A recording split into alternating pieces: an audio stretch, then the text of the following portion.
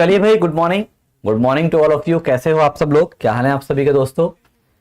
Good morning, Ram Ram भाई, राम राम। आशा करता हूँ आप सब अच्छे होंगे, बढ़िया होंगे। जल्दी से आ जाओ सारे स्टूडेंट्स फटाफट।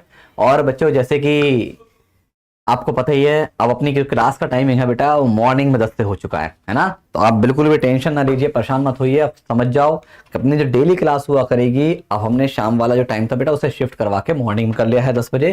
तो आपको मतलब ये समझ जाइए, क्लियर होना चाहिए कि आपकी जो इकोनॉमिक्स वाली क्लास है अब कितने बजे शुरू हो गई? सुबह 10 बजे, है ना। तो 10 से 11 होगी सुबह सुबह इकोनॉमिक्स। बिल्कुल कहते हैं ना, अच्छे दिमाग से पढ़ते हुए, है ना। तो बिल्कुल इससे फ्री हो जाओगे आप सब। और देखो दोस्तों, फ्रेश माइंड से पढ़ोगे तो और अच्छे समझ में आएगी, क्योंकि अभी हम जैसे जैसे आगे पढ़ते जाएंगे जिसमें और अच्छे अच्छे कॉन्सेप्ट्स आएंगे, जिसमें हमें थोड़ा सा दिमाग लगाने की आवश्यकता अवश्य पड़ेगी, है ना। चलो, तो जल्दी से पहले मुझे बताओ सारे स्टूडेंट्स फटाफट, बेटा जो हमने कल पढ़ा था वो सारी कहानी आपको अच्छे से क्लियर है? जल्दी बोलो हाँ यार। जहां तक याद आ रहा है सब तो मामला खत्म ही कर दिया था, है ना। कमर्शियल बैंक बैंक सब, कोऑपरेटिव बैंक, ये सब का सब द एंड हो चुका था, है ना दोस्तों। चलिए, बहुत बढ़िया। और जहां तक मुझे याद है, मैंने आपको डेवलपमेंट बैंकों के बारे में बातचीत करना शुरू करा था दोस्तों। हाँ, यहाँ पे आ गए थे हम, है ना। और जिसमें हमने, जहां तक मैं समझ पा रहा हूं, मुझे याद आ पा रहा है बेटा, मैंने आपको इससे पहले आपको नाबार्ड की कहानी भी आपको समझा दिया था, है ना। National bank for agriculture and rural development, 12 जुलाई 1982, मुंबई, बी शिवरामन कमेटी, ये सब बातें बताई थी। जल्दी बोलो हाँ या ना। क्लियर? तो ये सब हम पढ़ चुके थे। और आपको एक बात और बताई थी मैंने, एक बहुत महत्वपूर्ण बात जो मैंने आपसे बोला था, याद रखिएगा कि वर्तमान में जितने भी ग्रामीण बैंक हैं, जितने भी आरआरबीज होते हैं, उन सबको सुपरवाइज करने का कार्य है, उन सबको कंट्रोल रेगुलेट करने का कार्य है। कौन करता है? जल्दी लिखो कमेंट बॉक्स में। नाबार्ड करता है ना। आरबीआई नहीं लगाना है, क्या लगाना है दोस्तों? नाबार्ड लगा के जाना है ना। वेरी गुड, बहुत बढ़िया। प्रेजेंट चेयरमैन देख लेना यार, करंट अफेयर्स में पढ़ोगे आप, ये तो मुझे भी याद नहीं कौन है चेयरमैन वगैरह, बदलते रहते हैं ना ये सब चीजें। प्रेजेंट चेयरमैन इसके वो हैं शायद शिवापति, शिवापति ऐसे कुछ होंगे आई थिंक। कुछ थे पहले नहीं, काजी काजी शाजी शाजी करके कुछ हैं। काजी शाजी करके कोई नाम है, देख लेना।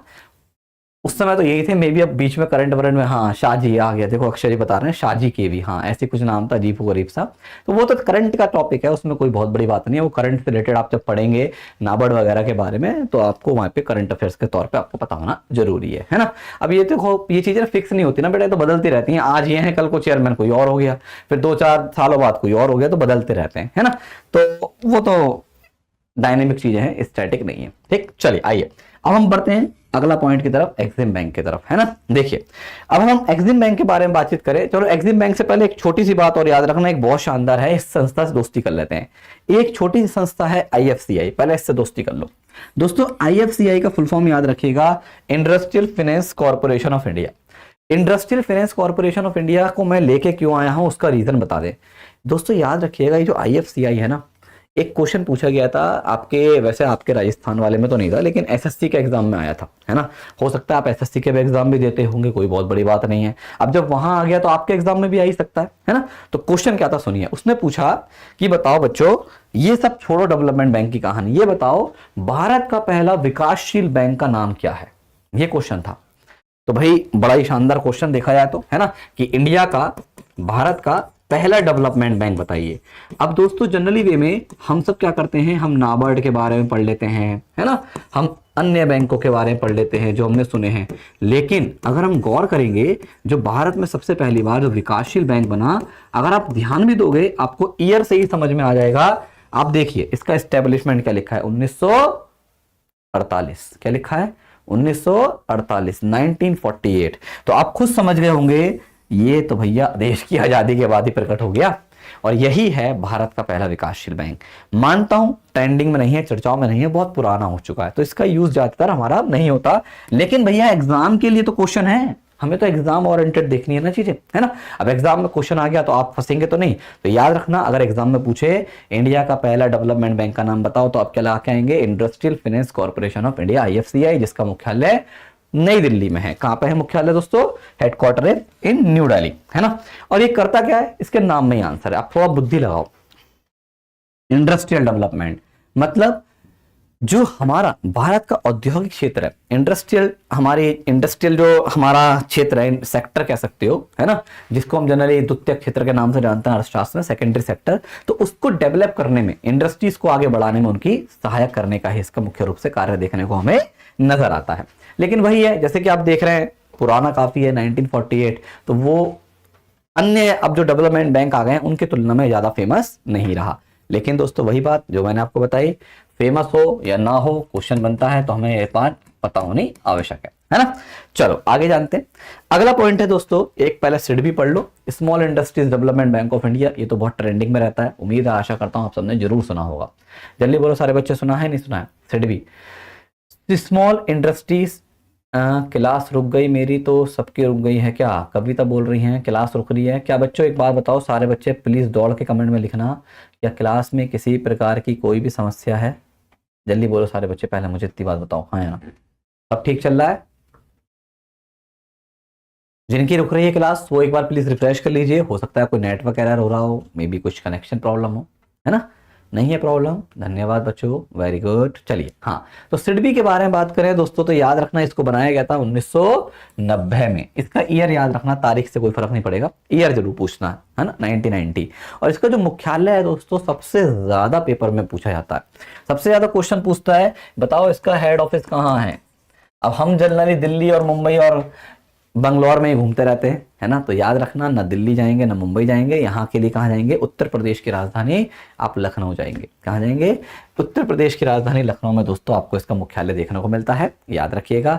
और इसका वर्क क्या है? देखो नाम में आंसर है, स्मॉल इंडस्ट्रीज डेवलपमेंट। आपको खुद ही समझ में आ गया होगा, जो छोटे मोटे लघु उद्योग होते हैं दोस्तों, छोटे मोटे हमारे देश में स्मॉल लेवल पे जो इंडस्ट्रीज होती हैं, है ना, तो उन सभी को ये आगे बढ़ाने का प्रयास करता है, उन सभी को सपोर्ट करता है, जिससे कि वो अपने काम धंधे को आगे बढ़ा सकें। छोटे छोटे उद्योग धंधों को, जैसे मुर्गी पालन कर रहा है कोई, मछली पालन कर रहा है कोई, है ना, किसी का मान लो बिस्किट बनाने की फैक्ट्री है ना, छोटे छोटे होते हैं ना उद्योग धंधे, आपने देखा होगा, आपने शहरों में गाँव में छोटे छोटे उद्योग धंधे देखे होंगे, कुटीर उद्योग जिन्हें बोलते हैं, लघु उद्योग, कुटीर उद्योग, तो उनको आगे बढ़ाने में मुख्य रूप से कार्य करता है ना।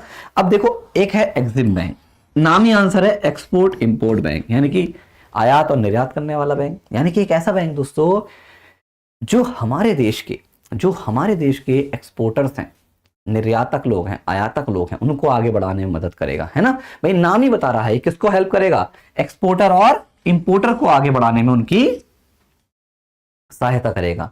अब जैसे मान लो फॉर एग्जांपल आपका कोई एक्सपोर्ट का बिजनेस है ना, या आपका कोई इंपोर्ट का बिजनेस है, तो ऑब्वियस अब आपको भी पैसे की रिक्वायरमेंट हो सकती है, आपको भी उससे संबंधित और जानकारियों की आवश्यकता हो सकती है, आपको भी जानकारी हो सकती है कि हम भैया कितने रुपए तक का आयात कर सकते हैं, कितने रुपए तक निर्यात कर सकते हैं, जो भी नियम और कानून होते हैं उनको समझने की आवश्यकता हो सकती है, किसका आयात कर सकते हैं, किसका निर्यात नहीं कर सकते हैं, कौन सी चीज सही है, कौन सी चीज गलत है, तो इन सभी को गाइड करने का कार्य कौन करेगा? वो है हमारा कौन दोस्तों?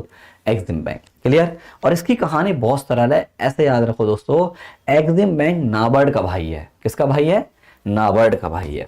एक लाइन याद कर लो, एग्जिम बैंक किसका भैया है? नाबार्ड का भैया। अब देखो, आपको पता है नाबार्ड कब बनाया गया? 1982 में, है ना, तो ये भी कब बनाया गया? 82 में। इसका भी घर कहां पे है? जहां नाबार्ड का घर है। नाबार्ड का घर कहां है? मुंबई। और इसका भी घर कहां है? मुंबई, है ना, दोनों बातें सेम है। बस याद रखना बेटा, भाई है, जुड़वा भाई मत कर देना, नहीं तो दोनों की बर्थडे भी सेम हो जाएगी। क्लियर? इसकी बर्थडे 1 जनवरी है और उसकी बर्थडे 12 जुलाई है, अंतर है तारीखों का, लेकिन है भैया ही दोनों, याद रखिए। क्लियर? बात समझ में आ गया? याद करने का जुगाड़ है, ऐसे याद रखो, बस खत्म कहानी। नाबार्ड और एग्जिम बैंक दोनों भाई भाई, भाई भाई बोले तो सेम ईयर और सेम जगह ही। क्लियर? चलिए, अब गलती मत होगी, अब तो अक्षय गलती नहीं होगी ना, अब याद रखना, नाबार्ड का भाई, काम खत्म, Mumbai Mumbai, game is over. चलो आगे चलते हैं। एक है दोस्तों, आपने नाम सुना होगा, बहुत ही प्यारा, एक हमारे देश में डेवलपमेंट बैंक के रूप में काम कर रहा है, जिसका नाम है एनएचबी, नेशनल हाउसिंग बैंक, राष्ट्रीय विकास बैंक, है ना, राष्ट्रीय आवास बैंक, हाउसिंग बैंक, है ना। अब दोस्तों एनएचबी के बारे में बात करा जाए तो सबसे पहले याद रखना, इसे कब बनाया गया था?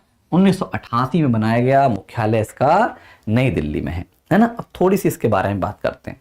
अब प्रश्न ये है, आपके मन में एक क्वेश्चन आ रहा होगा कि सर ये करता क्या है भाई, है ना भाई। आप अगर ध्यान दोगे तो इसका काम हाउसिंग से संबंधित है, आवास से संबंधित है, तो आवास से कुछ तो होगा। अच्छा एक बात बताओ, क्या आपने कभी एनएचबी को कहीं अपने आस पड़ोस में कहीं देखा आज तक इसका ऑफिस? बताइए। अगर दोस्तों एक बात बताओ, मुझे घर बनवाना है, मुझे घर खरीदना है, मुझे लोन चाहिए, तो क्या मैं एनएचबी के पास जाऊंगा? ऐसा तो नहीं होता भाई। हम एनएचबी के पास तो जाएंगे नहीं, हम तो भैया बैंक में जाएंगे, हम एसबीआई में जाएंगे, पीएनबी में जाएंगे, एक्सिस में जाएंगे, एचडीएफसी में जाएंगे, जहां हमें सहूलियत होगी हम वहां जाएंगे और वहां पे जाके लोन के लिए अर्जी लगा देंगे भैया कि हमें लोन चाहिए और आप हमें लोन हमें क्या करो, प्रोवाइड कीजिए। जो भी शर्तें होंगी उनको मानेंगे और हमें घर के लिए लोन मिल जाएगा, या घर बनवाना है, कुछ भी करना, उससे संबंधित कार्य हो जाएगा। लेकिन दोस्तों एक बात सोचने की है, तो ये क्या कर रहा है भाई, इसका क्या काम है? अब आप बोलोगे सर जो भी बैंक हमारे लोन बांट रहे हैं होम लोन वाले, उनको देखता होगा भाई, उनके लिए तो आरबीआई बैठा है, तो इसका क्या काम है ना? सोचने वाली बात है। चलो बताता हूं। अच्छा दोस्तों एक बात बताओ, आपने देखा होगा हमारे देश में कई बार हमारे भारत सरकार के द्वारा, हमारे राज्य सरकारों के द्वारा भिन्न भिन्न प्रकार की आवास योजनाओं को लाया जाता है। क्या मैं सही बोल रहा हूँ? यस और नो? जैसे एक बहुत ही शानदार एग्जाम्पल है प्रधानमंत्री ग्रामीण आवास योजना, प्रधानमंत्री शहरी आवास योजना, और जिनके तहत दोस्तों हमारे देश में जो शर्तें होती हैं उनको अगर जो लोग पूरा कर रहे हैं, उन पूरा करने वाले लोगों को सरकार के द्वारा आवास की योजना प्रोवाइड की जा रही है। कई बार देखा होगा दोस्तों, बहुत सी जगह आपने देखा होगा जो हमारे कमजोर वर्ग के लोग हैं, है ना, तो भारत सरकार के द्वारा, अलग अलग राज्य सरकारों के द्वारा, चाहे वो राजस्थान सरकार हो, अन्य सरकारें भी हैं, सभी राष्ट्रीय सरकारों की बात कर रहा हूं मैं, उनके लिए गरीब लोगों को आवास के लिए घर प्रोवाइड किए जाते हैं, है ना। तो अब एक बात बताइए, ये जो हाउसिंग प्रोजेक्ट चल रहे हैं हमारे ऑल ओवर इंडिया में, तो क्या इसमें पैसा नहीं लगता होगा? फ्री में हो रहा है काम, पेड़ लग रहा है सरकार के पास, और कोई ना कोई तो देख रेख करता होगा इसमें, कितना पैसा लग गया, कितना पैसा लगेगा, कितना और देना है, कितना मिल गया, सब चीजों को हिसाब किताब रखता होगा, है ना। तो ये सारा का सारा, ये जितनी भी सरकार की हाउसिंग प्रोजेक्ट्स होते हैं दोस्तों, उन सभी को देखने का कार्य है, उन सभी को सुपरवाइज करने का कार्य है, उन सभी को सही से कराने का कार्य है। कौन देखता है? सब एनएचबी ही देखता है, नेशनल हाउसिंग बैंक। क्लियर है? बात समझ में आया? ये याद रखिएगा, पूरी तरीके से भारत सरकार के अंतर्गत काम करता है, मतलब पूरी तरीके से 100% इसमें किसका पैसा लगा हुआ है? गवर्नमेंट ऑफ इंडिया का ही इन्वेस्टमेंट है। एट प्रेजेंट ये पूरी तरीके से भारत सरकार के देखरेख में कार्य करके सरकार की आवास योजना और भी अन्य भिन्न भिन्न प्रकार के आवास संबंधी जो भी प्रोजेक्ट्स हैं उनको क्रियान्वित करने में सरकार की मदद कर रहा है। क्लियर? चलिए, तो ये तो दोस्तों अगर हम ध्यान दें जो हमने पढ़े, ये सब तो पुराने पुराने हैं, है ना। आप देख रहे हैं 1988, 1990, 1982, कितना टाइम हो गया है ना। लेकिन अभी हाल ही में दोस्तों अगर आपने ध्यान दिया हो, अभी कुछ सालों पहले हमारे देश में भारत सरकार के द्वारा एक नया डेवलपमेंट बैंक बनाया गया, और ये बहुत ज्यादा एग्जाम के लिए इंपॉर्टेंट है, याद रखना, क्योंकि करंट से भी जुड़ा हुआ है और आपको पता भी होना चाहिए, है ना। और उसका नाम है दोस्तों नेबफेड। क्या नाम रखा गया है? उसे कहा गया है बेटा नेबफेड। फुल फॉर्म सबसे पहले हमें याद होनी चाहिए, इसका याद रखिएगा full form, national bank for financing infrastructure and development. अब आप देखिए, इसके नाम में ही अगर आप थोड़ा दिमाग लगाएंगे खुद ही बताएगा ये क्या करेगा। देखो, एक नेशनल लेवल का बैंक है, यानी कि राष्ट्रीय स्तर का बैंक है, जो हमारा इंफ्रास्ट्रक्चर प्रोजेक्ट के लिए फाइनेंस करेगा, जिससे कि उन्हें डेवलप किया जा सके। नाम में आंसर मिल गया? नहीं मिल गया? इंफ्रास्ट्रक्चर प्रोजेक्ट क्या है? अरे भाई, भारत के इंफ्रास्ट्रक्चर को मजबूत बनाने के तो काम करेगा, जैसे सड़कें हैं, पुल हैं, है ना, और भी हमारे इंफ्रास्ट्रक्चर कार्य हो गए। अब जैसे मान लीजिए कोई ग्रामीण क्षेत्र है जो हमारी सरकार, जो शहरी क्षेत्र से जुड़ी हुई नहीं है ना, उसको जोड़ने के लिए सड़क बनवानी है, पुल बनवाने हैं। अब आपने देखा होगा हर जगह हम देखते रहते हैं, करंट अफेयर्स की न्यूज़ में पढ़ते रहते हैं कि भारत सरकार के लिए जो है, भारत सरकार के द्वारा यहाँ पे पुल बनवाया गया, इसको इससे जोड़ा गया। तो भाई इन सब के लिए भी तो पैसा चाहिए, है ना। तो इस सब का पैसा को कलेक्शन करने के लिए, इन सभी को इंफ्रास्ट्रक्चर डेवलपमेंट के लिए, भारत की अवसंरचना को मजबूत बनाने के लिए, या भारत के बुनियादी ढांचे को मजबूत बनाने के लिए जो एक स्पेशल बैंक बना है, जिसका सिर्फ एक ही उद्देश्य है, क्या करना? इंफ्रास्ट्रक्चर को मजबूत बनाना। वो ही है कौन सा? नेबफेड। और इसके बारे में बात करा जाए दोस्तों, तो इसको भी 2021 में नेबफेड कानून के तहत क्या करा गया? बनाया गया। और इसका मुख्यालय पे कहां रखा गया है दोस्तों? वो भी मुंबई। कहां जाएंगे? मुंबई में ही है। क्लियर है? तो ये आप याद रखना, 2021 में ही बना है, लेटेस्ट है ना, तो पता होना जरूरी है। क्लियर? चलिए, तो सारे बच्चे पहले मुझे बताओ, इतनी बात आपको समझ में आ गई है, सारी कहानी क्लियर है, जल्दी बोलो हाँ या ना। तो ये पूरी की पूरी हमने संरचना को देख लिया, हमारे देश में विकासशील बैंकों की कहानी को देख लिया। अब हम कुछ और अन्य बैंकिंग के ऊपर चर्चा करने जा रहे हैं। पहले मुझे बताइए, समझ में आ गया सारा सिस्टम? चलो वेरी गुड, सारे बच्चे लिखो कमेंट बॉक्स में फटाफट, क्लियर है?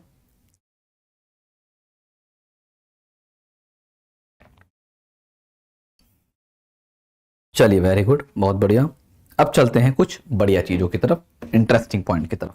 देखो ध्यान से, अगर हम ध्यान दें तो भाई हम यहां पे थे स्टार्टिंग में, तो हमने दोस्तों सबसे दोस्ती कर ली है ना, लेकिन ध्यान दिया नहीं आपने, एक छूट गया। पूछो कौन? अरे हेड ऑफ द डिपार्टमेंट तो छूट ही गए, पापा जी, हाँ है ना, इनसे तो दोस्ती करी नहीं। तो अब दोस्तों चिंता मत करो, समय आ चुका है, अब हम पढ़ने जा रहे हैं किसकी कहानी? सेंट्रल बैंक की कहानी, यानी कि भारतीय रिजर्व बैंक की कहानी को स्टार्ट करने का समय अब आ चुका है। तो चलिए भाई, काहे को लेट करना है ना, तो शुरू करते हैं आरबीआई की कहानी को लेकर। और याद रखना, वैसे तो सच बताऊं, ये खुद अपने आप में एक अलग टॉपिक है आरबीआई नाम से, है ना। तो अब जैसे बैंकिंग टॉपिक पढ़ रहे हैं तो बैंकिंग में आरबीआई भी कवर कर लेंगे, काहे को टेंशन लेना, है ना। वैसे तो आप देखा जाए कायदे में तो खुद अपना एक अलग टॉपिक के रूप में हम इसे जान सकते हैं, ठीक है। चलिए तो स्टार्ट हो जाते हैं, किसकी कहानी को लेकर? भारतीय रिजर्व बैंक की कहानी को लेकर स्टार्ट करते हैं, चर्चा कहानी शुरू करते हैं, है ना। लो भाई, तो सबसे पहले भाई आरबीआई को शुरू करने से पहले कुछ महत्वपूर्ण बातें देखिए। भाई हमें पता है कि हमारे देश में जितने भी बैंक्स हैं उन सभी को नियंत्रित करने का कार्य है, उन सभी को कंट्रोल करने का कार्य कौन करता है बच्चों, जल्दी बताओ? आरबीआई करता है, रिजर्व बैंक ऑफ इंडिया करता है। और जैसे कि हमने पहले ही बताया था आपको, एक बार फिर से बता दें, क्योंकि हमारे देश के सभी बैंकों को कंट्रोल करता है, नियंत्रित करता है, इसलिए हम इसे क्या बोलते हैं दोस्तों? सबसे पहली बात, इसे भारत का केंद्रीय बैंक के रूप में जाना जाता है, सेंट्रल बैंक, है ना। जल्दी बताओ हाँ है ना। अगर एग्जाम में पूछे कि आरबीआई का अन्य नाम क्या है तो आप क्या बोलेंगे? इसे भारत का या हमारे देश का केंद्रीय बैंक भी कहते हैं, है ना। तो ये बात तो हमें पता होना बहुत ज्यादा आवश्यक है, क्लियर। चल, और कार्य क्या है? पूरी बैंकिंग सिस्टम को नियंत्रित करना इसका मुख्य कार्य है। अब दोस्तों आगे की कहानी को समझने से पहले थोड़ा सा हम ये जानते हैं इसका इतिहास क्या है, ये आखिर कब बना, क्यों बना, कैसे बना, ये सब भी तो पता होनी जरूरी है ना। तो सबसे पहले दोस्तों हम बात करेंगे आरबीआई के इतिहास को लेकर, हिस्ट्री को लेकर, क्लियर। और आरबीआई के इतिहास को लेकर बात किया जाए तो दोस्तों ध्यान से सुनिएगा, ध्यान से सुनना मेरी बात। ये बात है 1926 की, 1926। तो 1926 में दोस्तों सबसे पहले हमारे देश में अंग्रेजों के द्वारा एक विचार आया कि भाई भारत में सभी बैंकों को नियंत्रित करने के लिए, ये जो पूरा बैंकिंग प्रणाली है जो कि तहस नहस फैली पड़ी है, तो इन सभी को कंट्रोल करने के लिए, नियंत्रित करने के लिए कोई ना कोई बैंक होना आवश्यक है ना। इसके ऊपर एक विचार प्रस्तुत किया गया और इसी विचार को कंप्लीट करने के लिए, इसी उद्देश्य को पूर्ण करने हेतु, भाई आप ये बताइए, हमने बोला कि हम ये चाहते हैं कि थोड़ी की आंखें बंद करके कल से अप्लाई हो जाएगा, नहीं भाई, है ना। कैसे करेंगे, कैसे होगा, छोटा मोटा काम तो है नहीं। तो इसके लिए हमें क्या करना पड़ेगा? कुछ सदस्यों के साथ हमें मिलकर एक ग्रुप बनाना पड़ेगा, है ना। और उस ग्रुप को कोई लीड भी करेगा, करेगा नहीं करेगा। तो जैसे हम ये ग्रुप बनाते हैं, लोकल भाषा में, अपनी आसान भाषा में समझा रहा हूं, आप किसी भी काम को करने के लिए और उसका कोई हेड रखते हो और उसके नेतृत्व में सारा काम करते हो नहीं करते हो। तो वैसे हमारे देश में भी होता है, जिसको हम कमेटी का नाम दे देते हैं। भाई हमने पढ़ते हैं कई जगह, जैसे आरआरबी के लिए पढ़ा नरसिम्हन कमेटी। अब नरसिम्हन कमेटी में अकेले नरसिम्हन जी थोड़ी होंगे भाई, उनके साथ पूरी टीम होगी, लेकिन उनको नेतृत्व करने वाला कौन होंगे? नरसिम्हन जी होंगे, हाँ है ना, सही बात है। वैसे दोस्तों अंग्रेजों के द्वारा भी जब आरबीआई को बनाने की बात आई तो दोस्तों उन्होंने भी एक कमेटी टाइप से बनाई, जिसको अंग्रेज बोलते थे कमीशन। क्या बोलते थे? Commission, clear. और याद रखना ये बात है 1926 की। कौन की बात है दोस्तों? 1926 की। तो अंग्रेजों के द्वारा हमारे भारत में भारतीय रिजर्व बैंक को स्थापित करने के लिए, आरबीआई को इस्टेब्लिश करने के लिए एक कमीशन लाया गया और उस कमीशन को वैसे तो कहा गया था दोस्तों रॉयल कमीशन। क्या कहा गया था? Royal commission.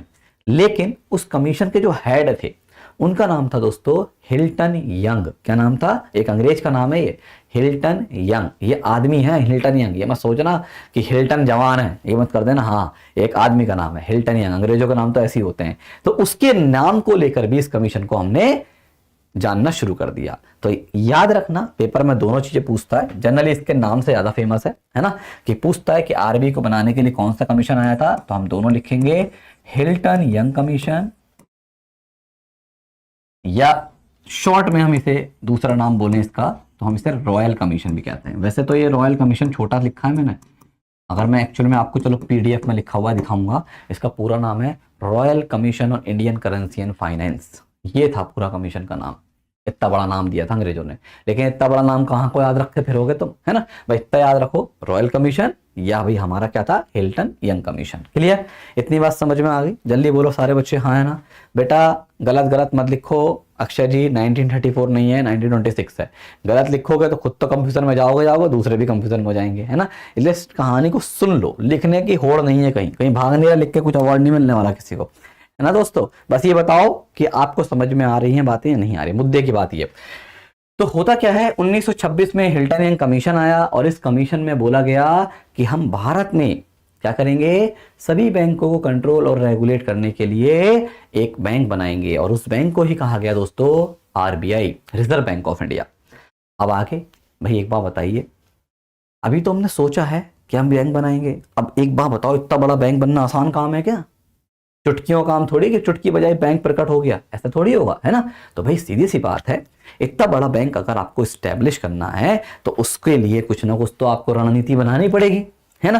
तो हुआ क्या कि यहाँ पे दोस्तों ये जो हिल्टन यंग कमीशन है, यह 1900 ये जो 26 में आया है हमारा, 1926 में जो आया है दोस्तों, ठीक उसके द्वारा क्या किया गया, अब इस कमीशन के द्वारा रणनीति बनाई गई, यानी कि रिपोर्ट निकाली गई, अपनी अपनी सबने अपने अपने विचार प्रस्तुत करे। और उस विचार को दोस्तों क्या होता है, उस विचार को बच्चों इस कमीशन के सामने रखा गया, है ना। इस कमीशन के सामने रखा गया और उस कमीशन ने फिर इस रिपोर्ट को देखा। ये बात है लगभग 1928 की बात आई थी, लेकिन इस कमीशन ने क्या करा, 1928 में इस रिपोर्ट को खारिज कर दिया, कैंसिल कर दिया, एंड दोबारा से इसमें अपडेशंस हुए और फाइनली ये बात है 1931 की। कब की बात है? 1931 की बात है। फाइनली इस कमीशन ने उस रिपोर्ट को पास कर दिया, हरी झंडी दिखा दी। और दोस्तों जैसी हरी झंडी हुआ तो एक बात तो स्पष्ट हो गई, एक बात तो क्लियर हो गई कि अब भारत में सभी बैंकों को नियंत्रित करने के लिए कोई ना कोई बैंक जरूर बनेगा, और उसका नाम क्या रखा गया, आरबीआई रखा गया। लेकिन दोस्तों फिर एक समस्या आई कि सर कहां बनेगा, कैसे बनेगा, वो किस तरीके से काम करेगा। तो अब आप ही बताइए दोस्तों, जब भी कोई भी चीज हम बड़े पैमाने पर लाते हैं तो उसके लिए कुछ ना कुछ कानून वगैरह होना चाहिए, नहीं होना चाहिए? जल्दी बोलो हाँ है ना। तो मतलब क्या लाने की आवश्यकता पड़ी, एक्ट लाने की आवश्यकता पड़ी, कानून लाने की आवश्यकता पड़ी। और इसी समस्या को दूर करने के लिए मैं आपको पहले ही पढ़ा चुका हूं, ये बात है 1934 की। कब की बात है? 1934 की। हमारे देश में दोस्तों क्या लाया गया, एक कानून लाया गया, एक एक्ट लाया गया, और उसे कहा गया आरबीआई एक्ट। क्या कहा गया दोस्तों? RBI act. सीधा क्वेश्चन आता है एग्जाम में कि आरबीआई एक्ट कब आया, जल्दी बोलो सारे बच्चे फटाफट। आरबीआई एक्ट कब आया? आरबीआई एक्ट 1934 में आया था। जैसे कि मैंने आपको पहले भी 2 एक्ट बताए थे, याद करने को बोले थे, उसी देखो फिर से लौट के आपके वही कहानी आ गई, है ना। और इसी एक्ट में दोस्तों सारी बातें लिखी थी कि आरबीआई कैसे काम करेगा, किस तरीके से इसके पास शक्तियां होंगी, किस किस को नियंत्रित कर सकता है। भाई आप बताइए, इतनी बड़ी संस्था बना रहे हैं तो उसके कार्य को तो बताएंगे। तो इसके कार्य वगैरह A to Z कहानी, कैसे काम करेगा, कहां बनेगा, ये सब बातें कहां पे मेंशन थी, इसी एक्ट में लिखी गई है ना। और इसी एक्ट के मद्देनजर, या हम ऐसे कह सकते हैं इसी एक्ट को फॉलो करते हुए, ये बात है दोस्तों 1 अप्रैल 1935 की। कब की बात है? 1 अप्रैल। तारीख के साथ याद रखना, अपनी बर्थडे भूल जाओ कोई फर्क नहीं पड़ता, इसकी बर्थडे मत भूल जाना। 1 अप्रैल 1935 वाले दिन दोस्तों हमारे देश में भारतीय रिजर्व बैंक की स्थापना की गई। किसकी स्थापना हुई? आरबीआई को बनाया गया, आरबीआई को स्थापित किया गया। क्लियर? तो आरबीआई कब बना, जल्दी बताओ सारे बच्चे फटाफट। 1 अप्रैल 1935 वाले दिन reserve bank of India establish होता है। याद रखना, एक बात मैं स्पष्ट कर देता हूं बिल्कुल स्पष्ट रूप से, ये सारे के सारे ईयर रटे होने चाहिए पेपर में। अरे 36 ना है, वो 35 है। गलत गलत क्यों लिख रहे हो यार अक्षय? नहीं पता तो सुधार लो, गलती तो मत करो बेटा। तुम दूसरों को भी कंफ्यूजन कर रहे हो, खुद तो हो ही कंफ्यूजन में। ठीक है, कॉपी खोल के सही से देखो, किताब खोल के सही से देखो। हाँ, याद रखना, इस सारे के सारे ईयर पूछे जाते हैं पेपर में। Most important, all are most important. सीधे सीधे क्वेश्चन पूछेगा, हिल्टन एंड कमीशन कब आया? सीधे सीधे क्वेश्चन पूछेगा, बताओ आरबीआई कब आया? सीधे सीधे क्वेश्चन पूछेगा, बताओ आरबीआई की स्थापना कब हुई? तारीख के साथ विथ प्रूफ आपको याद होने चाहिए। 1 अप्रैल 1935। क्लियर? चलिए, अब एक बात और सुनिए दोस्तों, याद रखिएगा, जैसे कि आपको पता होगा कि वर्तमान में, है ना, वर्तमान में जो रिजर्व बैंक ऑफ इंडिया है बेटा, उसका मुख्यालय कहाँ है? मुंबई। कहां पे है? मुंबई। लेकिन दोस्तों, जब आरबीआई को स्टैब्लिश किया गया था, आरबीआई को जब बनाया गया था 1 अप्रैल 1935 वाले दिन, तो याद रखना, इसे मुंबई में नहीं बनाया गया था। इसे कहां बनाया गया? इसको बनाया गया था कलकत्ता में। कहां पे? कलकत्ता में। क्वेश्चन आता है एग्जाम में कि आरबीआई की स्थापना कहां हुई थी? हुई थी कलकत्ता में। लेकिन हुआ क्या? आफ्टर 2 इयर्स, 2 साल के बाद। ये बात है दोस्तों 1937 की।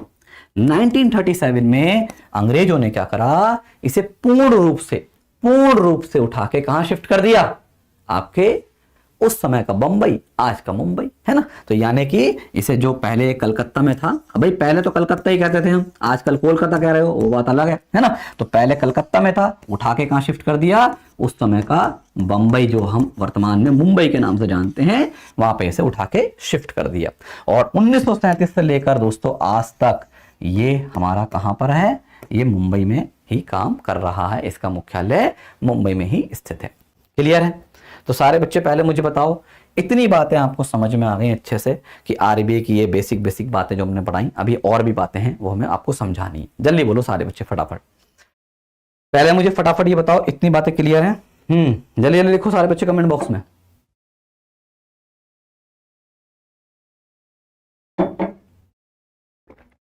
अब आज सुनिएगा आगे की कहानी को। अब होता क्या है दोस्तों, आगे की कहानी कुछ इस प्रकार से होती है कि 1937 आ गई, है ना, और अंग्रेजों ने इसे उठा के मुंबई में शिफ्ट कर दिया।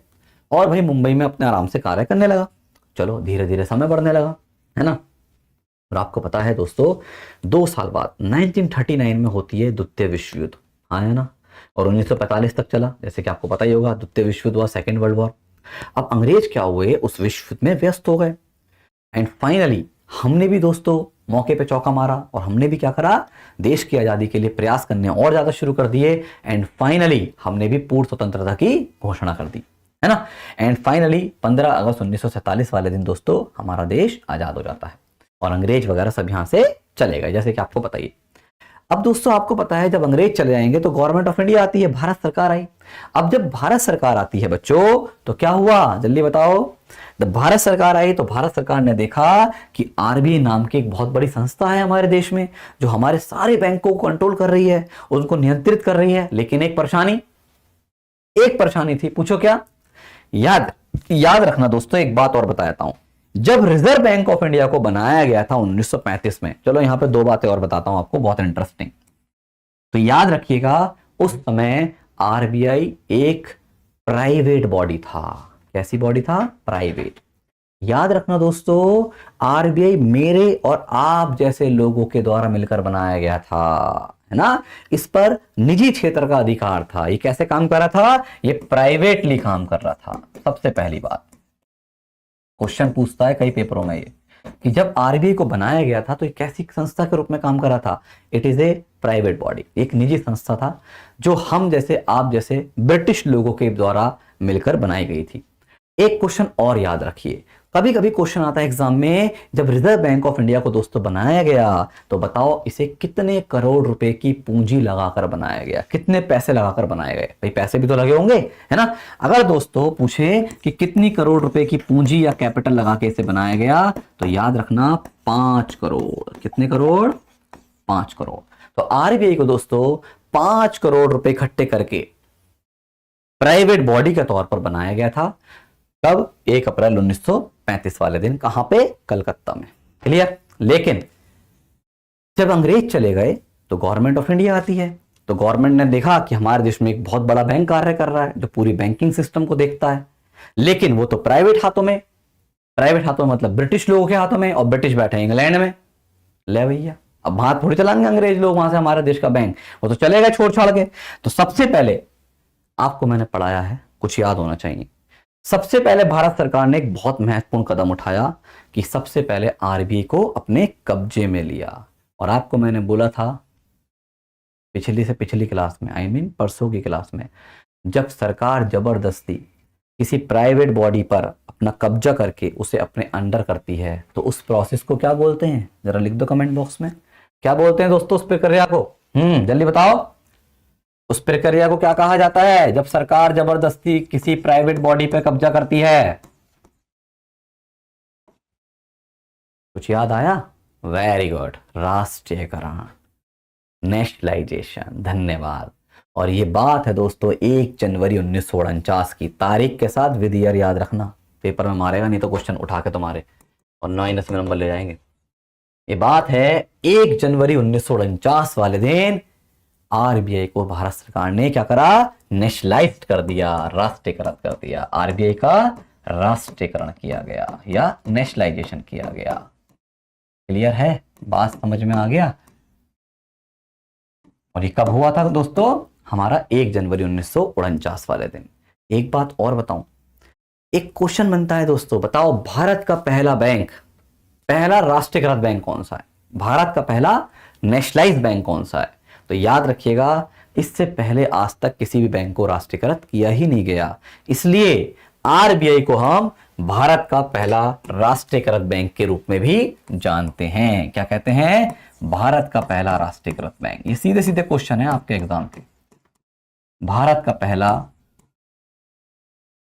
राष्ट्रीयकृत बैंक। तो आप ही देखो, हमने इससे पहले राष्ट्रीयकरण की जब कहानी पढ़ी थी तो सब 1969 में पढ़ी थी, है ना? और ये तो 49 की बात चल रही है। तो भारत में सबसे पहली बार जो राष्ट्रीयकरण हुआ था, एक्चुअली भारत का जो सबसे पहला नेशनलाइज्ड बैंक है, राष्ट्रीयकृत बैंक है, वो कौन है?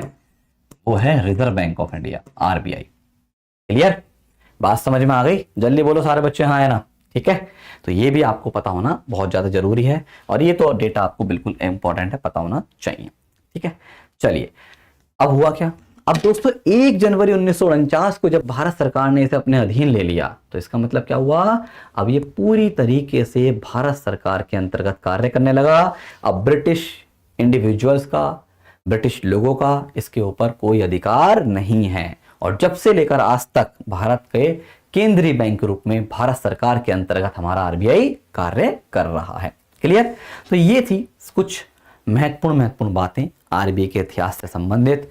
उम्मीद है आपको ये सारी बातें अच्छे समझ में अवश्य आ गई होंगी। क्लियर? अभी यहां पे कुछ फैक्ट्स रह गए हैं। फैक्ट्स कुछ तो नहीं है, एक फैक्ट समझो पहले, एक पॉइंट है इंपॉर्टेंट, वो भी थोड़ा डीप है लेकिन कोई जरूरी नहीं है, क्योंकि आप दोस्तों सीईटी ग्रेजुएट लेवल की प्रिपरेशन कर रहे हैं, है ना? और ग्रेजुएट लेवल में डीप क्वेश्चन 100% आ सकते हैं। और भाई ऑब्वियस है, ग्रेजुएशन लेवल का एग्जाम देने जाओगे तो छोटे मोटे क्वेश्चन तो रखेगा नहीं, वो तो अंदर से भी उठाएगा। तो थोड़ा सा हमें भी अपने टॉपिक को अंदर भी लेके जाना पड़ेगा, डीप में जाना पड़ेगा, है ना? बिल्कुल सही बात है ना? तो एक बहुत महत्वपूर्ण पॉइंट, चलो एक क्वेश्चन पूछता हूं, देखते हैं कौन सा बच्चा या कौन कौन स्टूडेंट्स हमारे जवाब दे पाते हैं। एक प्रश्न आ जाता है दोस्तों कभी कभी हमारे एग्जाम में, जैसे कि हम सब जानते हैं बेटा कि रिजर्व बैंक ऑफ इंडिया हमारे भारत का सेंट्रल बैंक है ना? हमारे केंद्रीय बैंक के रूप में कार्य कर रहा है। सही बात है दोस्तों, हर किसी को पता है। तो क्वेश्चन ये है, क्या आज तक आरबीआई ने भारत के अलावा किसी और देश के केंद्रीय बैंक के रूप में काम किया है? बस आपको 2 शब्दों में जवाब देना है, या तो हां या ना। बताओ जरा, देखते हैं कौन बच्चा बताता है कि आरबीआई ने इंडिया के अलावा किसी और कंट्री का सेंट्रल बैंक बनकर काम किया है, यस और नो? जल्दी बताओ, क्या लगता है आपको?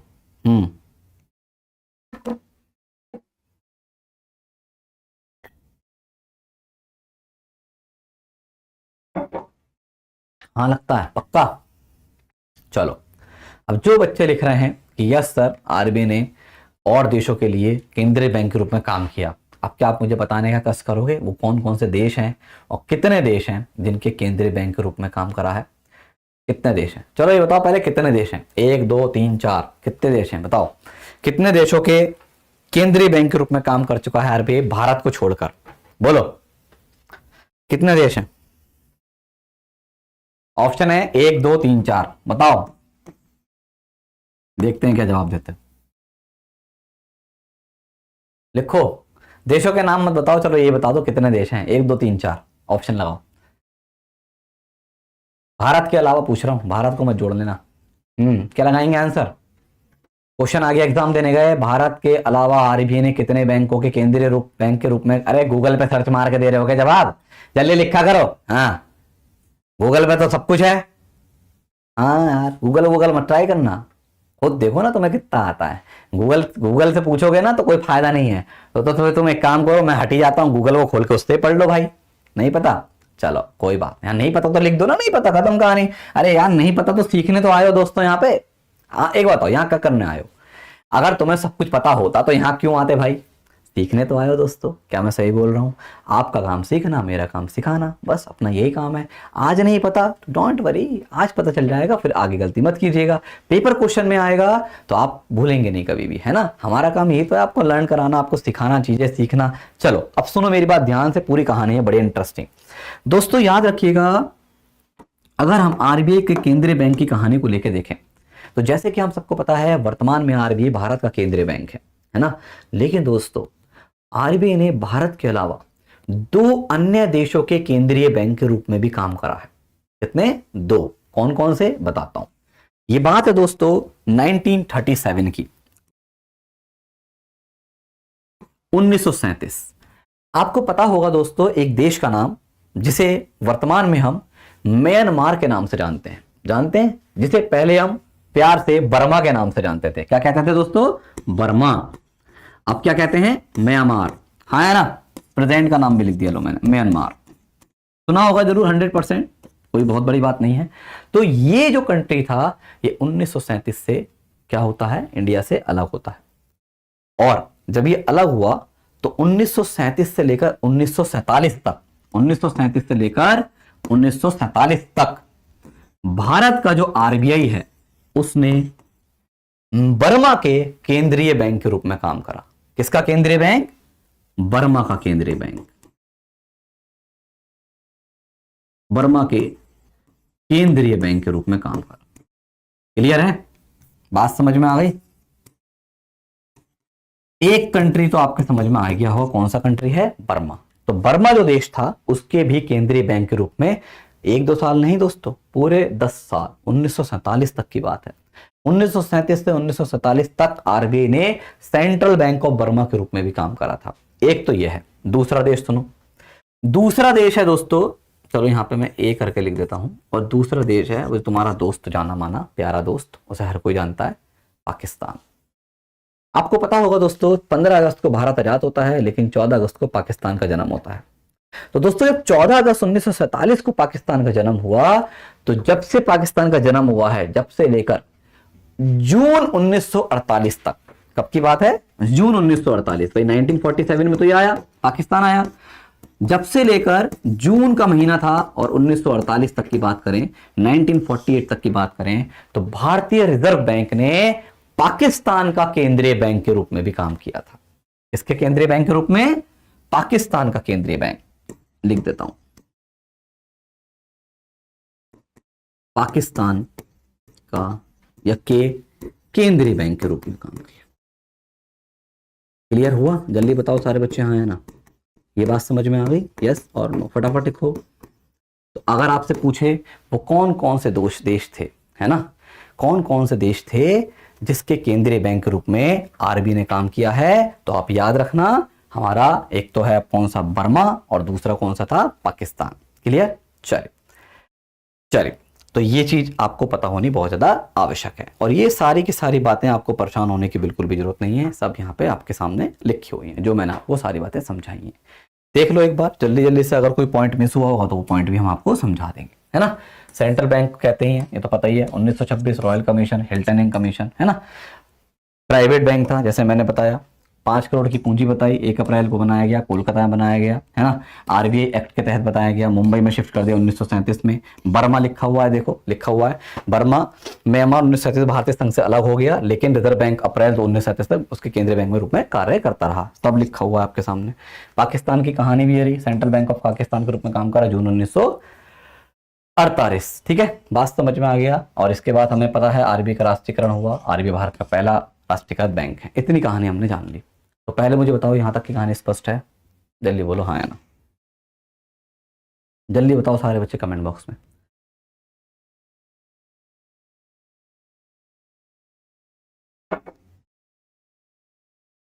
अब चलते हैं आगे, थोड़ा सा कुछ और इंटरेस्टिंग पॉइंट्स के ऊपर। देखिए दोस्तों, अगर हम आगे की कहानी की तरफ मूव ऑन होते हैं दोस्तों, आगे बढ़ते हैं, तो ये जो हमने सीखा ये सिर्फ और सिर्फ कुछ नहीं था, आरबीआई का इतिहास था। आप बताओ इसके अलावा कुछ और था इसमें? इतिहास ही तो था, और कुछ तो था नहीं बेटा। सैटरडे संडे, संडे को नहीं चलेगी, सैटरडे को चलेगी, है ना। क्लास देखो हो भी रही है लाइव, और मैंने आपको कल भी जाते जाते बोला था शाम में कि कल सुबह 10 बजे क्लास होगी, है ना। नॉन पर्सन कोई बात नहीं, आप लेट आए डोंट वरी, लेकिन अब चीज़ों को समझना शुरू करो। हाँ, तो दोस्तों अगर आपने ध्यान दिया हो तो हमने क्या सीखा? अभी तक इतिहास सीखा, है ना, कि आरबीआई कब बना, क्या हुआ, क्या था, तो हमने जान लिया। लेकिन अब आरबीआई से संबंधित कुछ महत्वपूर्ण महत्वपूर्ण बिंदु हैं, इंपॉर्टेंट फैक्ट्स कह सकते हैं, उनको भी हमें समझना होगा, जो आपकी परीक्षा के लिए मोस्ट इंपॉर्टेंट है ना। बहुत ज्यादा पेपर में इंपॉर्टेंट रोल लगते हैं। चलिए कुछ इंपॉर्टेंट फैक्ट्स करके लिख देते हैं। वैसे तो वो आप कुछ भी लिख लो, मुद्दे की बात यह है, बस एक चीज याद रखनी है, हमें पता होना चाहिए, पेपर में पूछे तो हमें आता हो, है ना। जैसे जैसे कि दोस्तों आप सबको पता होना चाहिए कि हमारा जो रिजर्व बैंक ऑफ इंडिया होता है आरबीआई, जिसको हम केंद्रीय बैंक के रूप में जानते हैं, है ना। अगर हम इसकी संरचना को ध्यान से देखते हैं दोस्तों, तो इसमें भाई कोई ना कोई तो हेड होता होगा, और आपको पता होना चाहिए बच्चों कि आप आरबीआई में जो हेड होता है उसे कहा जाता है गवर्नर। हाँ है ना, चलिए बोलो, आरबीआई में सबसे ऊंची पोस्ट क्या है? गवर्नर होती है। और हम सबको एक भारत का नागरिक होने के नाते ये अवश्य पता होना चाहिए कि वर्तमान में आरबीआई के गवर्नर कौन है। और मुझे उम्मीद है आप 100% जानते होंगे। जरा जल्दी से कमेंट बॉक्स में लिख दो फटाफट, present governor of RBI, RBI के वर्तमान गवर्नर कौन? जल्दी बताओ सारे बच्चे, आरबीआई के वर्तमान गवर्नर कौन है? क्या नाम है इनका? देशमुख आरबीआई के वर्तमान गवर्नर हैं? कहां जी रहे हो भाई, हैं? जल्दी बताओ सारे बच्चे कमेंट बॉक्स में, who is the present governor of RBI?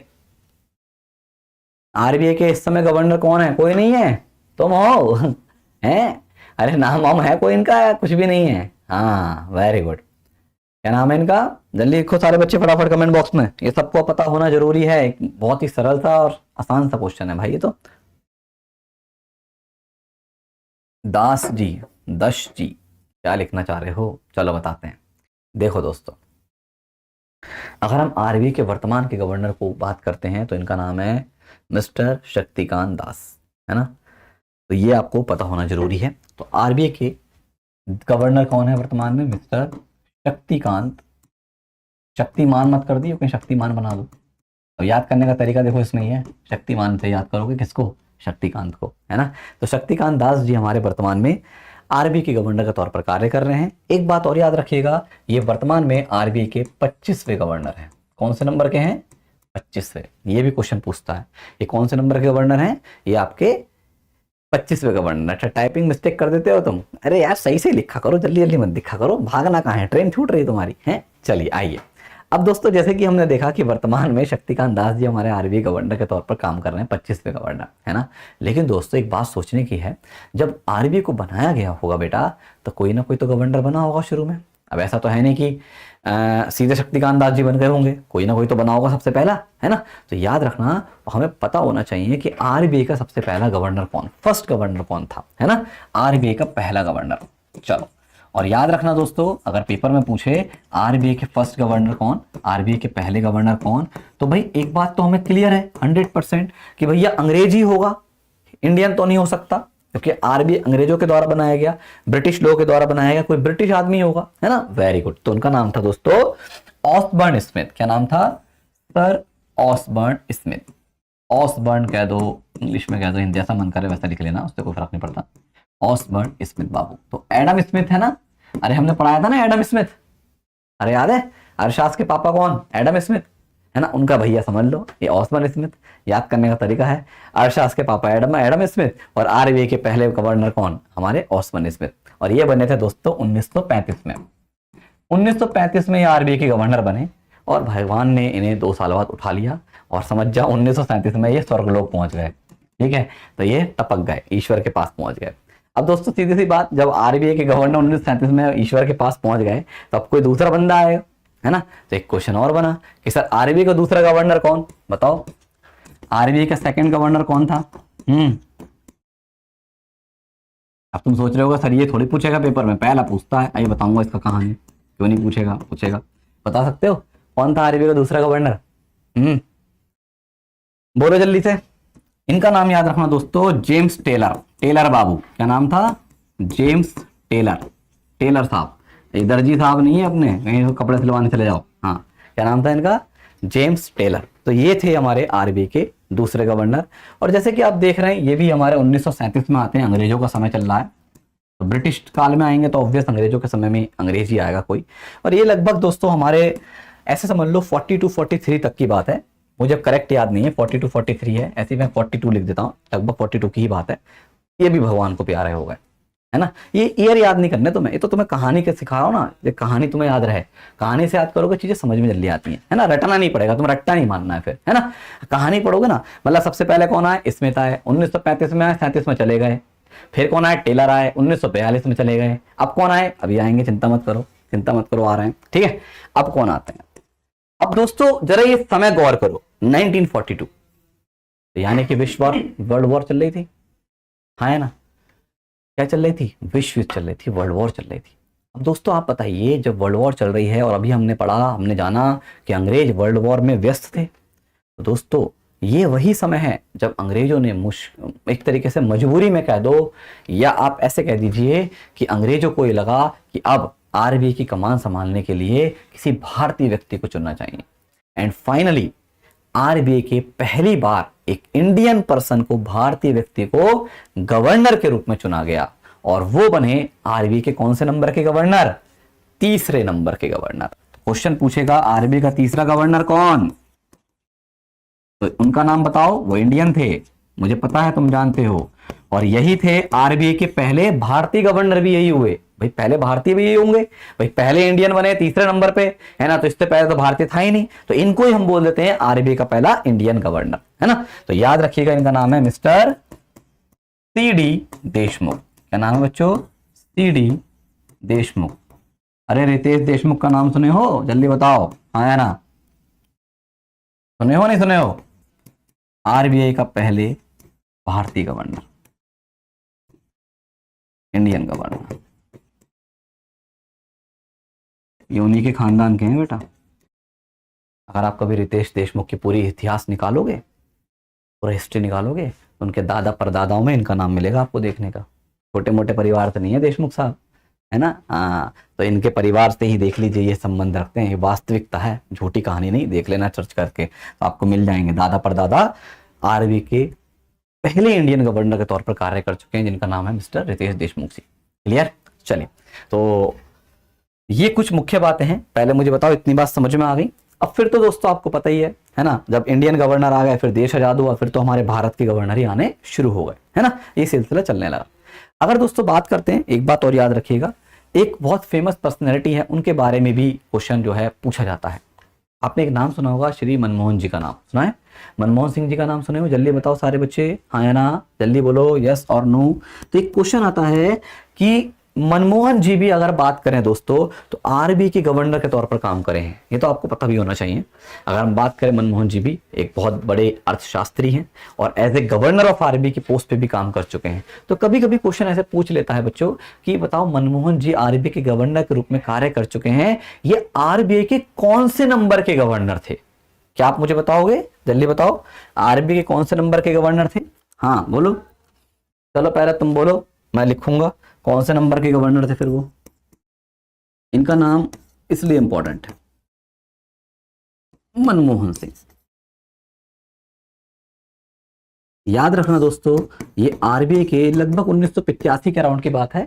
ये आरबीआई के दोस्तों, ये क्या हो गया भाई क्लास में कमेंट, बच्चों कमेंट आवाज आ रही है आपको, साउंड वर्क प्रॉपर आ रही है, जल्दी बताओ पहले मुझे, यस और नो, एक बार कमेंट से बताइएगा।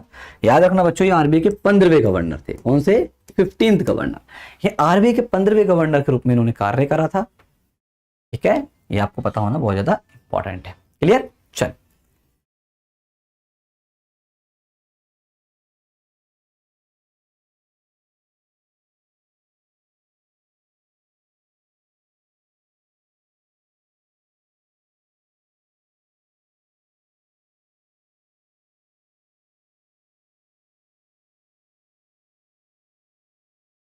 आपके कमेंट्स नहीं दिख रहे हैं बेटा, रुक जाओ, भी थोड़ा देख रहे हैं, बात कर रहे हैं, कुछ कमेंट्स गायब हो गए एकदम से। आप परेशान मत होइए, अभी आपका देखा जा रहा है, कमेंट्स चल रहा है नहीं चल रहा है ना, परेशान होने की आवश्यकता नहीं है बिल्कुल भी।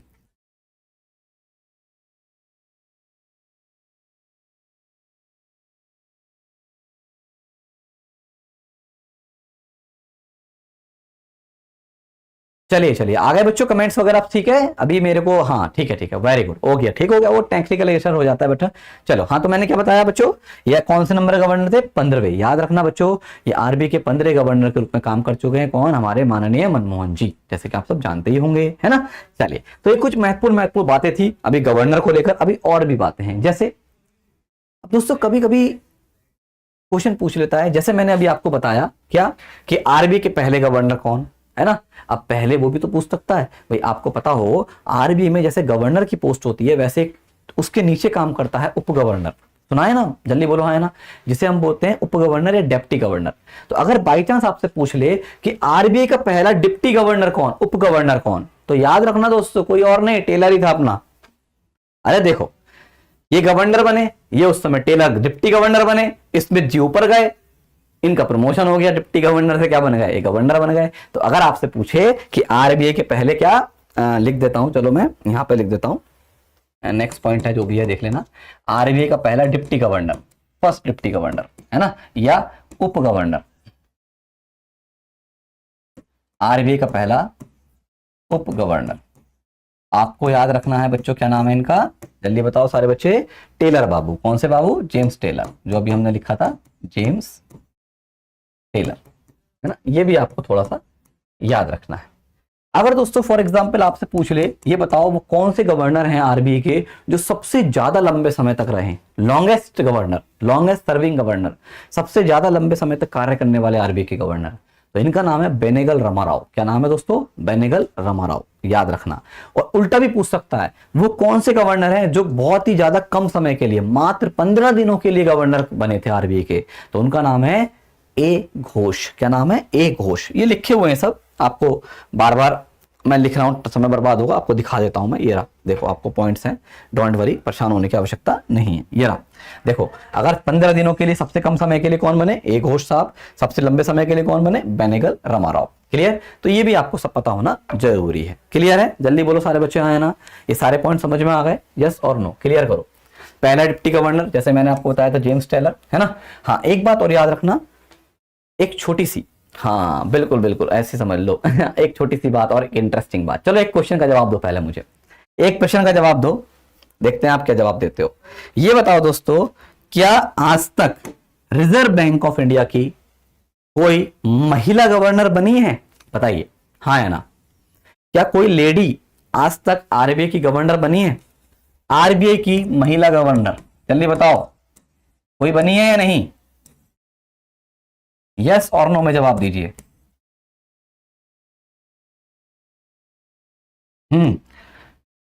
वेरी गुड, बहुत बढ़िया। याद रखना, आरबीआई में आज तक कोई भी अभी लेडी, कोई भी महिला गवर्नर की पोस्ट पे नहीं बनी है। क्लियर? लेकिन डिप्टी गवर्नर बन गई है, हाँ वही मैं बता रहा था, डिप्टी गवर्नर बन गई है। तो इसलिए ये तो बनी ही नहीं है, तो इसका आपका आंसर क्या होगा? अभी नहीं बनी, है ना भाई। जब नहीं बनी तो मेरी गलती थोड़ी है, तो मैं थोड़ी बना दूंगा जबरदस्ती। लेकिन अगर पूछे कि पहली महिला डिप्टी गवर्नर कौन बनी है, तो उनका नाम है श्रीमती के जे उदेशी। क्या नाम है? श्रीमती के जे उदेशी। दिखाया था उनका नाम, ये लिखा हुआ आपके सामने, ये रहा, श्रीमती के जे उदेशी। श्रीमती लगा देना जरूर, ना तो पहले ना तो समझ में ना आएगा लड़का है लड़की, ठीक है, नाम ही ऐसा है के जे उदेशी, ठीक है। तो याद रखिएगा ये हैं आरबीआई की पहली महिला डिप्टी गवर्नर, लेकिन आज तक कोई भी महिला गवर्नर के रूप में आरबीआई में नहीं आई है, ठीक है।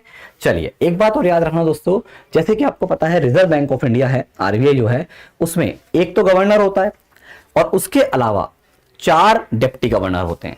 याद रखना आरबीआई में कभी भी 4 से ज्यादा डिप्टी गवर्नर नहीं हो सकते। क्वेश्चन पूछा जाता है ये भी कि आरबीआई में अधिक से अधिक कितने डिप्टी गवर्नर हो सकते हैं, कितने उप गवर्नर हो सकते हैं, तो आपका जवाब होगा मैक्सिमम 4। कितने? मैक्सिमम 4, 4। इससे ज्यादा नहीं होते क्योंकि ये आरबीआई की संरचना है, ठीक है। कम हो सकते हैं 4 से, बट ज्यादा नहीं होंगे। एक बात और याद रखना, जैसे कि दोस्तों आपने देखा होगा हर एक बैंक की अपनी संरचना होती है। अगर मैं आपसे बोलूं एक उदाहरण के तौर पर, जैसे कि पंजाब नेशनल बैंक ले लो, है ना, शायद आप पता होगा, या एसबीआई ले लो, कुछ भी ले लो। जब एसबीआई है, एसबीआई का मुख्यालय कहां है भाई? मुंबई में, है ना। तो भाई एक बात बताइए, जैसे एसबीआई का मुख्यालय मुंबई में है, उसके अलावा और भी तो ऑफिस होंगे। हम जिसमें जाते हैं ब्रांचों में जाते हैं, फिर आपने देखा होगा आपके ब्रांच तो होती हैं शहरों में, गाँव में, लेकिन एक मेन ब्रांच होती है ना। तो याद रखना हर एक बैंक की अपनी संरचना है। जैसे अगर मैं बैंकों की संरचना बोलूं तो हमारी होती है सबसे पहले नीचे, जिसमें हम और घूमते हैं, ब्रांचेस। उसके ऊपर आती है एक मेन ब्रांच, उसके ऊपर आता है हमारा क्या, जोनल ऑफिस, उसके ऊपर आता है दोस्तों रीजनल ऑफिस, उसके ऊपर आता है हेडक्वार्टर। ये पूरी संरचना है। वैसे ही आरबीआई का भी तो कुछ ना कुछ संरचना होगी। अब आप खुद सोचो, आरबीआई का मुख्यालय मुंबई में है, क्या मुंबई से बैठे बैठे सारे बैंकों को अकेला देख पाएगा? नहीं। तो आरबीआई के दोस्तों अलग अलग जगह, अलग अलग राज्यों में हमारे क्या बने हुए हैं, ऑफिस बने हुए हैं। शायद आपने देखे भी होंगे। आपके जयपुर में चले जाइए, बताओ नहीं है जयपुर में आरबीआई का ऑफिस नहीं है? जल्दी बताओ, एड्रेस बताऊं तुम्हें? राजा पार्क। क्या आप कभी जयपुर गए हो, या हो सकता है आप जयपुर गए हो, तो राजा पार्क जाना जयपुर में, है ना। लाल कोठी पड़ती है, लाल कोठी से रास्ता जो कट हो रहा है ना, उधर जाओगे ना तो राजा पार्क पड़ता है। राजा पार्क जाएंगे तो वहां पे सरदार जी का बढ़िया वाला खाना वाना मिलता है, रोटी वोटी बढ़िया देते हैं बना के, गुड़ उड़ के साथ साग वाला, कभी खा के आना, बड़ा मजा आता है ना। तो वहीं पर ही आप रास्ते में देखेंगे तो आरबीआई का ऑफिस मिलेगा राजा पार्क में। तो क्या है वो? आरबीआई का रीजनल ऑफिस है ना। तो ऐसी दोस्तों अलग अलग राज्यों में अलग अलग, अब लखनऊ जाओगे, लखनऊ में आपको मिलेगा जो हमारा वो है शहीद पार्क, शहीद रोड, शहीद स्थल वाली जो रोड है, लखनऊ से हो तो पता होगा, वहां पे आपको आरबीआई का ऑफिस मिल जाएगा। देहरादून जाओगे तो देहरादून में भी आपको ऑफिस मिलेगा। सबकी राजधानियों में, पटना जाओगे वहां पे भी आरबीआई का ऑफिस मिलेगा, आपको जरूर मिलेगा। तो इस तरीके से आरबीआई के अलग अलग टोटल मिला के, याद रखना, टोटल मिला के 32 ऑफिस हैं। कितने ऑफिस हैं? 32। क्वेश्चन पूछता है पेपर में, जिसमें 27 तो है रीजनल ऑफिस, जिसे हम क्षेत्रीय कार्यालय बोलते हैं, और 5 हैं उप कार्यालय। कितने? 5 उप कार्यालय। याद रखना दोस्तों, अभी पिछले साल ही एक नया उप कार्यालय खुला है आरबीआई का, जिसकी वजह से पहले 4 थे, अब बढ़ के 5 हो गए हैं। करंट अफेयर्स के तौर पर क्वेश्चन पूछ सकता है कि अभी हाल ही में कुछ समय पहले आरबीआई का नया उप कार्यालय कहां खुला है? तो याद रखना नागालैंड की राजधानी कोहिमा में खुला है। कहां खुला है? नागालैंड की राजधानी कोहिमा। नाम तो सुने ही होंगे, ठीक है। ये कोहिमा वाला बिल्कुल लेटेस्ट है, 5वें नंबर का है ना। और भी आरबीआई ने बोला है हम आने वाले समय में, इन फ्यूचर में भी अपनी जहां जहां अपने दफ्तर नहीं पहुंचे हैं वहां पे भी अपने दफ्तरों को पहुंचाने का प्रयास करेंगे। क्लियर? तो वो जब करेंगे, जब देखी जाएगी। फिलहाल अभी करंट अफेयर्स के हिसाब से ये भी याद रखिएगा, और ये सारी बातें आपको पता होनी बहुत ज्यादा इंपॉर्टेंट है। क्लियर है? तो जल्दी सारे बच्चे मुझे एक बार प्लीज कमेंट बॉक्स में बताओ, जो भी हमने यहाँ तक की कहानी सीखी ये पूरी की पूरी आपको समझ में आ गई, हाँ या ना? जल्दी बोलो, क्योंकि कल की कहानी अब कुछ और लेके आएंगे हम, आरबीआई संबंधित कुछ महत्वपूर्ण फैक्ट्स वगैरह लेके आएंगे। ये आरबीआई के हम फंक्शंस को लेके बात करेंगे, आरबीआई के कार्य को लेके बात करेंगे अगली कहानी में, ठीक है। जल्दी बताओ सारे बच्चे, क्लियर हो गया? चलिए बहुत बढ़िया। टाइम चेंज क्यों कर दिया? ये देखो बड़ी जल्दी याद आई तुम्हें। अरे बच्चों, सुबह सुबह पढ़ने का मौका मिल रहा है, टाइम चेंज इसलिए कर दिया, और क्यों कर दिया? इससे आप सुबह आराम से पढ़ो और सुबह सुबह फ्रेश माइंड से इकोनॉमिक्स सीखो, आगे बढ़ो, है ना। चलो सब चलते हैं दोस्तों, मिलते हैं फिर। अब हम मंडे मिलेंगे आप सबसे इसी समय 10 बजे आप सभी के साथ। जब तक के लिए धन्यवाद। जय हिंद, जय भारत।